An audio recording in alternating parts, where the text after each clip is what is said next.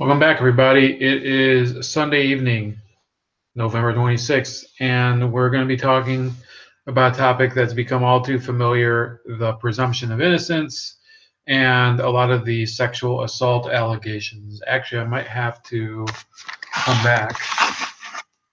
I think I forgot this book I was supposed to bring.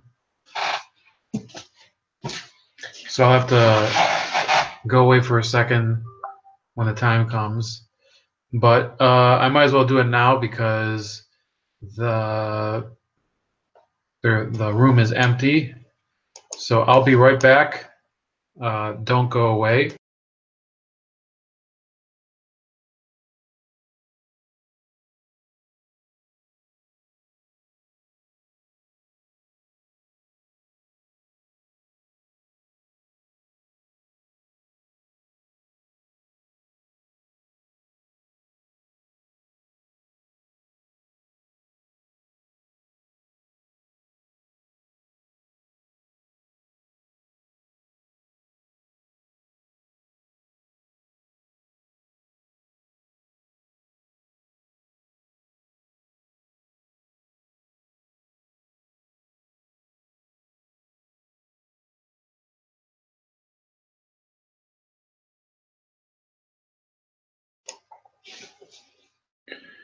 Okay, so when I started talking about the presumption of innocence, the sexual harassment stuff hadn't even become so much of a factor in politics as much as it was really an issue of the Trump-Russia stuff and some of the other events that keep cropping up in the news where people start playing lawyer, and maybe I'm guilty of it too because I talk about it all the time now.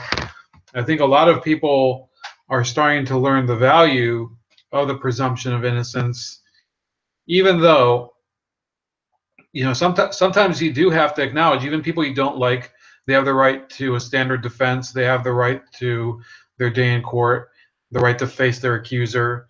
And just like in the past few weeks, I've brought to you issues with the Trump investigation, or really the investigation of his ties with Russia, which, to be honest with you, I don't see any evidence there. And if there was evidence, I'd probably have to spend even more time doing it, even more time defending or trying to debunk whatever is going on. Now, I guess at a certain point, you do have to really wake up to the fact that there could be a crime here. And then remember, we don't actually, we as a public, we don't have a requirement to actually abide by the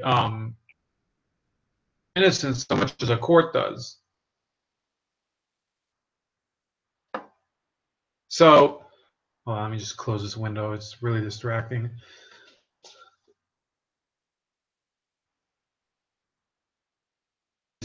This is the first time in a while.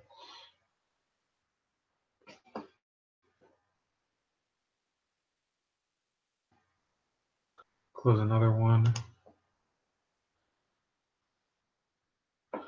So, let me just open the chat here in case people join later. So besides that, what happened today? I did have to do a lot of things today, errands, and it was kind of filtering through during the day some of these charges that I'm talking to you about right now. In terms of the, if you go earlier, you saw maybe I had the Zimbabwe video. I had the benefit of talking to Bernard. Sorry, I really can't remember his last name. I think it's Matusa Nango. So that was probably more important than what we're dealing with in America right now. These issues of sexual harassment, in terms of rumors and in terms of who did what. It's probably more important what's going on in Zimbabwe for them because they're sort of in this life or death situation. So why is it that we do have this obsession with sexual harassment here in America? Well, I think that a lot of attention's been ginned up about where exactly the boundary is. And there's an issue of who defines it as sexual harassment and who defines it as good old school courting or dog behavior by men or whatever, locker room talk as it was called in the last election. I have to say that when the smoke clears, whenever this whole saga is over, I think that the sexual harassment issue will probably be just as poorly managed as before going forward. And it's for the very simple reason that shaming shaming a number of people for bad behavior, yeah, that causes them to reconsider their ways, or it causes them to kind of retreat and leave the public spotlight. But then in coming generations, they may not exactly understand that. We have the issue of the drug war, where for years people have known that a lot of these hard drugs are harmful for you. I remember when I was a kid, they were always talking about ecstasy. The ecstasy would kill your brain cells. It would basically hollow out your cerebrum or something, and they'd show you slides of your brain on ecstasy with these huge gaps, these black holes or whatever, and it was basically drummed into us you shouldn't do ecstasy. Nowadays, there's people who say, well, MDMA, which is one of the ecstasy compounds, it can help deal with PTSD. So which one is correct? It kind of depends who you're asking. Now, with the sexual harassment issue, we could see that this whole standard that is being brought about today could swing back. The pendulum could swing back the other way. That a lot of these behaviors, which in my opinion, if you read into some of the stuff that's going on, yeah, I don't think I'd want somebody in Congress behaving this way. And I'm not exactly the most, serious and upstanding citizen here. It's not like I've not. I mean, I think everybody's done something that could be construed as sexual harassment. With me, it's pretty rare because I work in a field that has very few women anyway, and in many cases they're already married, and they to put it very bluntly, they don't seem like the type that you would sexually harass.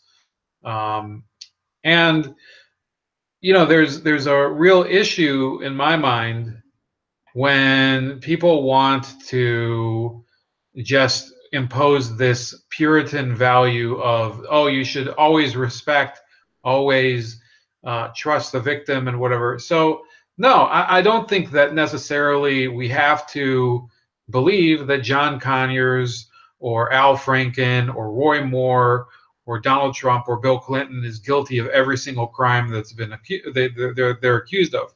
But why is it such an issue? The issue is that the the second of the population that believes in progressivism, that believes in feminism as part of that, has started this massive crusade to root out things like toxic masculinity and just the male gaze. A lot of things that are kind of overboard. It's almost like an inquisition.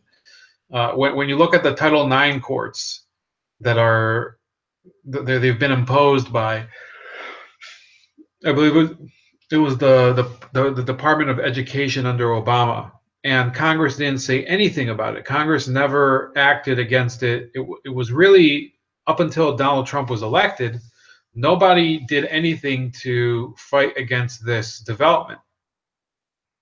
And why do I think that Title IX is such a problem in the context we're talking about? Well, Title IX under Obama was expanded in order to create these kangaroo courts at the college level. Maybe a lot of you out there who are going to be watching this, you've heard a lot about a lot of these cases, like the mattress girl, which was the student at Columbia that falsely accused fellow student, a German exchange student, Paul Nungesser. Her name was Elma Solkowitz. His name was Paul Nungesser. It was probably one of the more shameful incidents of the media latching on to a convenient victim. I believe I think she's a half Asian half Jewish student, art student of some type. She was at Columbia, and she basically exploited the um, she exploited the belief system of progressives in order to construct this whole alternate world where she'd been wronged and she'd been raped. Well, there's never been evidence produced ever that she was raped. In fact, most of the evidence was to the contrary. There were indications that at least most of her relationship with Nungesser was consensual. So while this whole thing with Mattress Girl or with a rape on campus at UVA, which I've talked about several times, for me that was the waking up against the social justice paradigm. But it would take a long time before I'd actually start to really investigate how bad it is, because I thought it was just an issue of the press. I didn't think it was it was also an issue of universities. I mean, even my university was not. I was in college at the time when A Rape on Campus came out, and I was out of my mind. Hey, Mad Dodge, thanks for tuning in. If you want to join, feel free. I am kind of going to be going on a few rants, so whatever's good for you. But I just want to say my friend Mad Dodge Productions is in the building. Very nice guy from Oregon. So there's this perception that began to build after I started reading about this rape on campus story from Rolling Stone, that unfortunately we're setting up society to live by certain standards at the basic level that at the top level they have no hope of adhering to. The top level, where people are used to getting away with crimes related to drugs, related to domestic violence, they're related to assault. Those people, if you have people, you can take the OJ case, or you can take the what was that guy, the actor, I think it was Robert Blake, who for years escaped. I think he ended up being guilty, but Robert Blake, I think he murdered.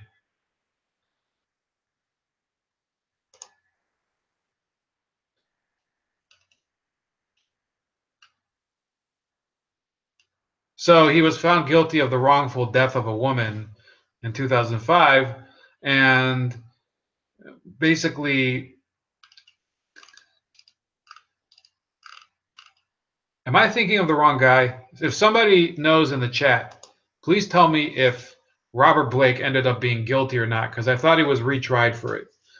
But in any case, there's people who literally have gotten away with murder, and okay, Roman Polanski, who's more more to the point, an actual sexual crime, escaped to Europe, has never been apprehended, continues to live the life of an international film production and directorial genius, which I never say, that if he makes good films, he makes good films. I don't care if he's some sort of disgusting pervert. I mean, his films are not the bad part. It's him. It's him, and that should never be forgiven if he's guilty of something, which in his case he was. This was a person who absconded to Europe.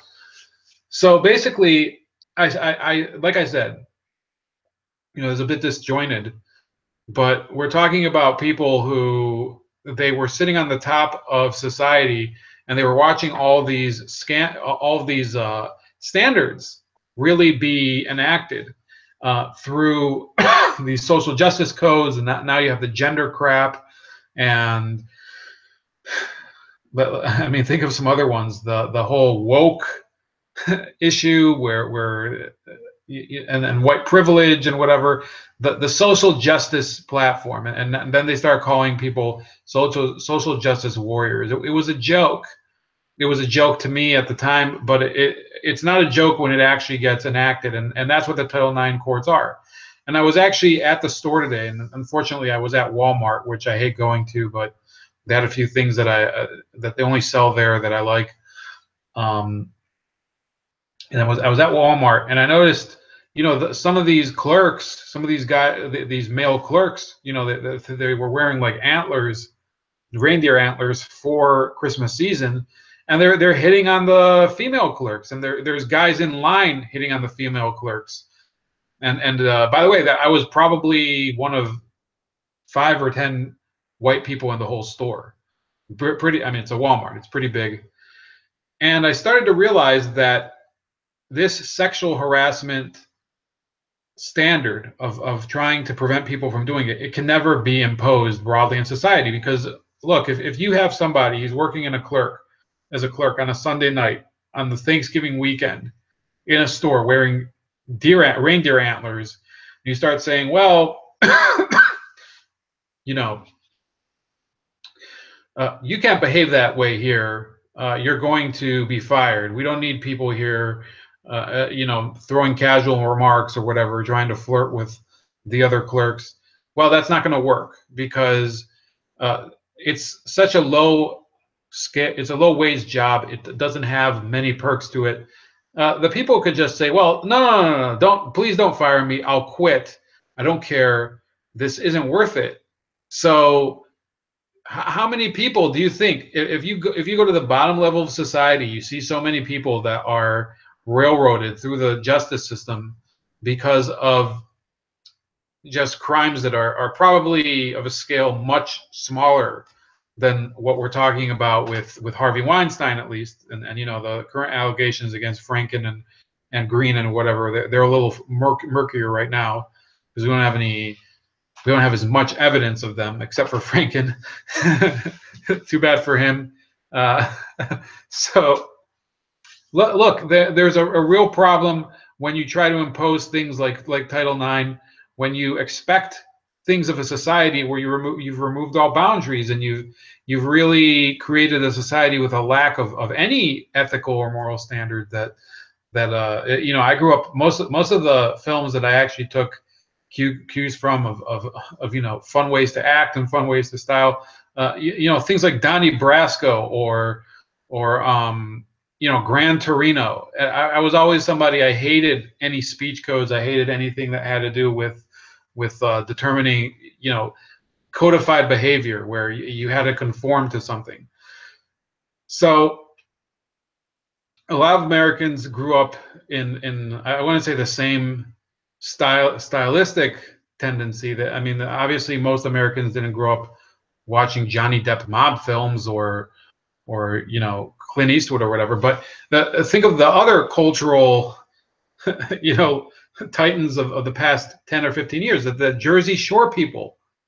Okay, would Jersey Shore be a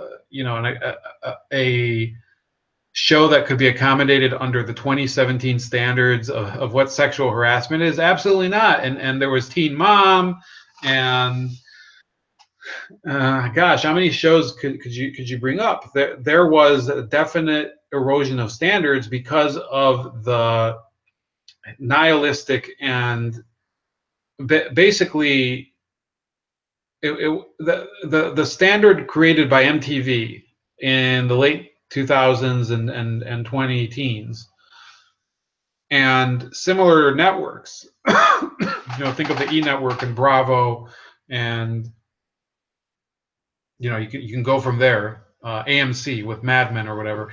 They glorified that type of behavior, the type of behavior where you really don't care about other people's personal space, and then that cascaded, that ran up ashore into the social justice era. So, and that people didn't have the transition period where they started to adjust. Sorry, guys. They started to adjust to the new standards of behavior. Absolutely not. We saw a lot of people that just a few years ago they were preaching about. They weren't preaching about anything. They were like I said. They were basically Jersey Shore or equivalent levels of depravity. I mean, look at some of the movies that came out just a few years ago. There was Wolf of Wall Street. There was The Big Short. I'm sorry if I'm looking up financial films. There was Get Him to the Greek. Does anybody remember that? Also I'm also thinking of like Seth Seth Rogen and Jonah Hill films. But those were films. They talked about this lack of inhibition. They talked about doing things like shoving drugs up your butt. That nowadays they're considered a bit it's a little beyond the pale in some cases. That would be violating some sacred cow of social justice. So they did it to themselves. And lo and behold, now that we're getting all these details, well, what's happening with these politicians? And this is what I was getting at. They suddenly, after years of egging on this crusade and inquisition against sexual harassment and in favor of whatever you call women's rights, they find themselves to be exposed for committing some of the very same crimes that they were trying to agitate against, that they were trying to mitigate. And no better cases than Al Franken. Now, Al Franken, when I grew up, was a hilarious guy. He started to, he was always a very liberal guy. I thought that his books were pretty funny for the 1990s when people did make fun of Rush Limbaugh. Nowadays, the jokes kind of seem like they were bullshit. That's just maybe it's obviously because I've changed my opinion. Because Rush Limbaugh, in my opinion, I don't like Rush Limbaugh. I just don't think he's that big of a deal that you would write a whole book about him. And with Al Franken, this was a guy who he was considered one of the intellectual elite of the comedy world, of the liberal comedy world. Him and Louis Black, and I'd probably say Michael Moore. You could lump him in too. Those were some really liberal entertainment figures that were openly political all the time. They didn't try to add politics to their entertainment. The politics was their entertainment. And Franken, at a certain point probably in the 2000s, he decided that he would run for office.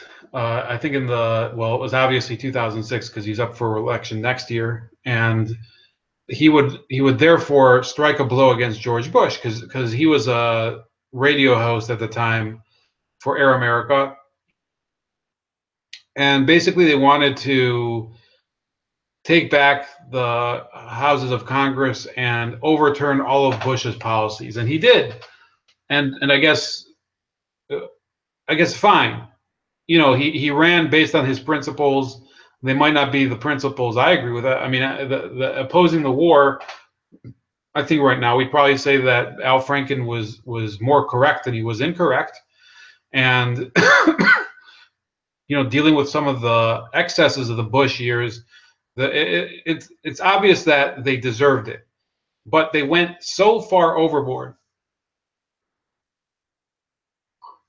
and sometimes I fear we're going to go overboard too as a country because the pendulum has swung back the other way. The pendulum swung pretty far to the right now in terms of a lot of parts of America. Yeah, Al Franken was kind of the expression of why this new code of sexual conduct doesn't make any sense.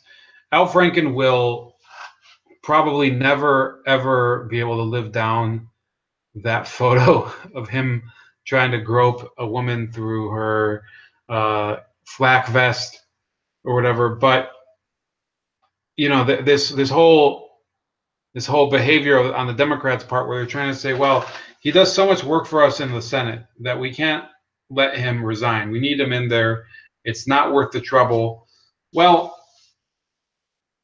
okay, you could say that, and then next year you could nominate somebody else to fill Al Franken's seat. But until then, until whatever that is happens, the Republicans are going to go out and campaign.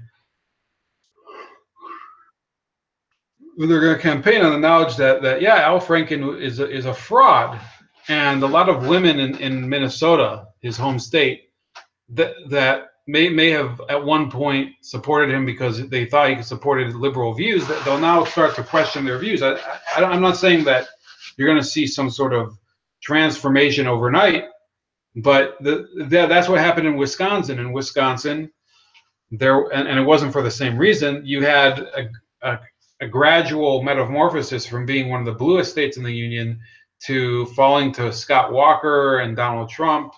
So, this is an ongoing process, and Franken has made it worse for the Democrats. It's not going to stop, in my opinion. And if next year the Republicans win in Minnesota and they win in other states where the Democrats should technically have an advantage, then you're seeing basically the implosion of their whole social beehive, the Democratic social beehive. Their beehive, it thrives on worker bees, such as the black, I guess the black community hive mentality, where they support some of these people endlessly, who we're about to get to. And then there's the feminist hive mentality, and then there's the gay hive mentality, the Latino or Latinx, as they try to call it now, hive mentality. They all think that, well, we're under attack by these establishment Republican bigots. We need to band together. Well, if you start having goals that contradict one another, then there is going to be no banding together. The women's caucus, when it comes up against some of these other caucuses within the Democratic Party, there's going to be some real friction coming forward. And the Republican Party, what can I say? It's been, it depends on these Democrats, so that conservatives don't realize how poorly the Republican Party manages their platform, which it's only their platform. It's only the Democratic platform too. They're really hand in hand cooperating over their own dirty deals. Next, John Conyers. So he resigned today as the ranking member of the Senate Judiciary Committee, which, if you think about it, means that the Democrats are rapidly, their horses are basically dying in the stable. And some of them they've kept for too long. Now, okay, before I get to that, let me say again, let me reiterate, John Conyers is still innocent until proven guilty. What differentiates, what kind of undermines his case here, though, is that in his case, they did pay out a settlement to some victim or victims.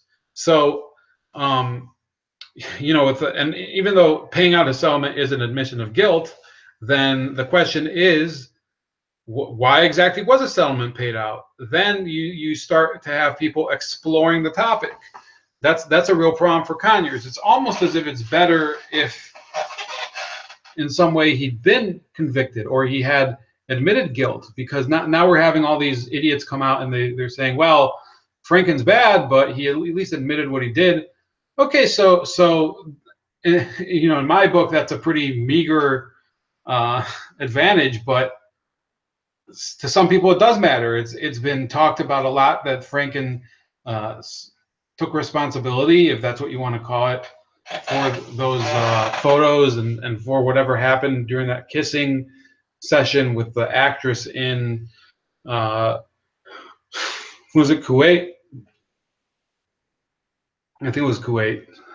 But look, it's over for some of these people, and John Conyers, unfortunately, I'd love to guarantee that he would be out, but the fact of the matter is that he's been elected every single cycle from Detroit or the Detroit area, and I don't know if they have the community strength to really come together and say, well, we do need an alternative, whatever party he may be.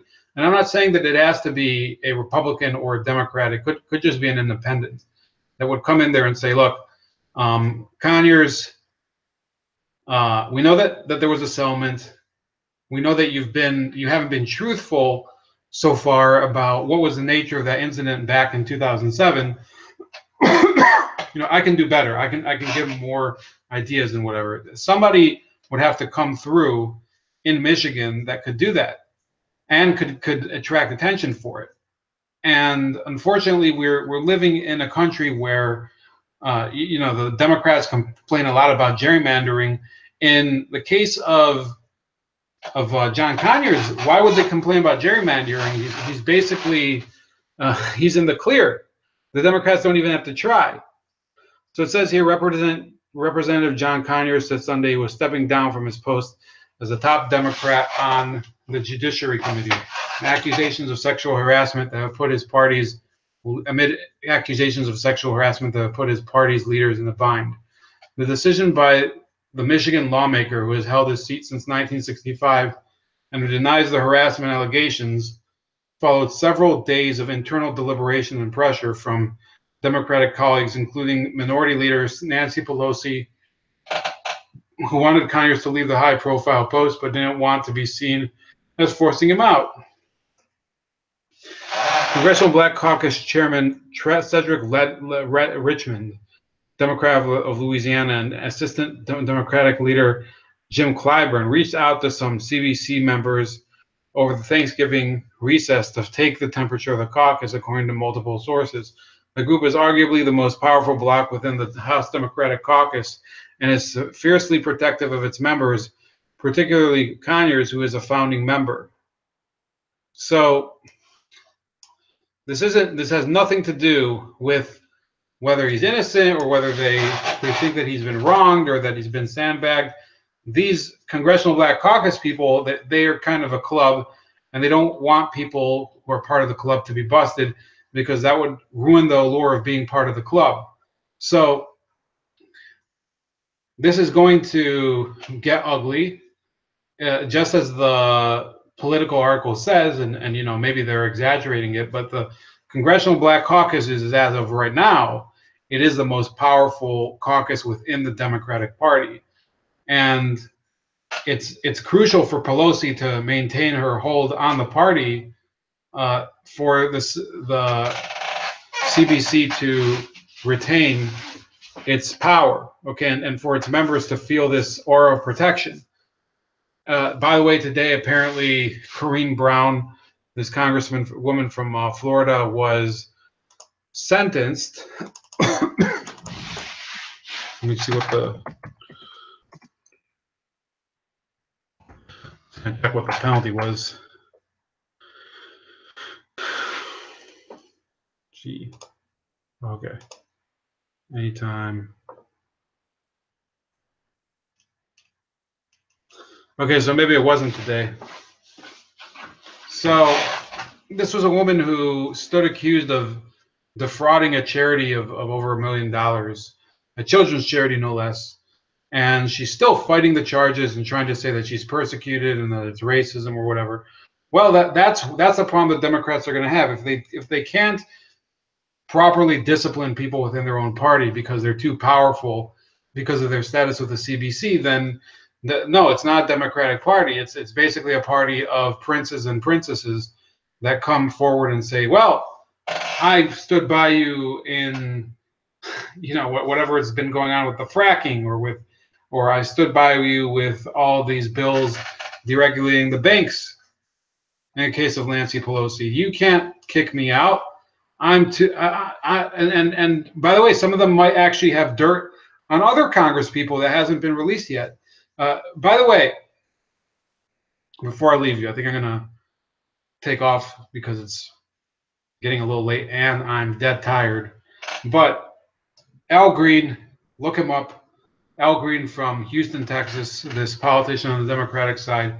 There are a flood of people going to his Twitter page and shit posting and saying, we know that you sexually harassed, I think her name was Lucinda Brown. Let me see here.